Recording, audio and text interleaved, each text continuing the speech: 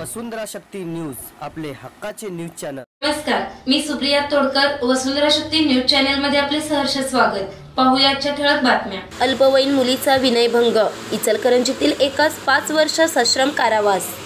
अल्पवयीन मुलीचा विनयभंग केल्याप्रकरणी देवानंद बाळकृष्ण बागडे वय 45 राहणार सुतारमाळा इचलकरंजी याला दोषी ठरवत इचलकरंजी येथील विशेष न्यायालयाने 5 वर्ष सश्रम कारावास आणि 5,000 रुपये दंड आणि दंड न दिल्यास 15 दिवसाचा सश्रम कारावास अशी शिक्षा सुनावली।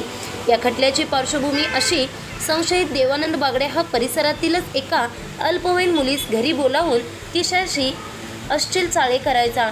त्याने पीडित मुलीस घड्याळ आणि मोबाईलही भेट दिला होता। मुलीच्या हातात घड्याळ पाहून तिच्या आईने मुलीकडे त्याबाबत विचारणा केली असता देवानंद याने 17 नोव्हेंबर 2017 रोजी अल्पवयीन मुलीचा विनयभंग केल्याची घटना उघडकीस आली। या प्रकरणी 28 नोव्हेंबर 2017 रोजी पीडित मुलीच्या आईने दिलेल्या फिर्यादीनुसार देवानंद बागडे याच्या विरोधात गावभाग पोलीस ठाण्यात लहान मुलांचे लैंगिक छळापासून संरक्षण कायद्यानुसार गुन्हा दाखल झाला होता। पोलीस उपनिरीक्षक RG गोमारे यांनी या गुन्ह्याचा तपास करून न्यायालयात दोषारोपपत्र दाखल केले होते। या प्रकरणाची सुनावणी विशेष न्यायालयासमोर झाली। सुनावणी दरम्यान 8 साक्षीदार तपासण्यात आले। त्यामध्ये पीडित मुलीची साक्ष महत्त्वाची ठरली।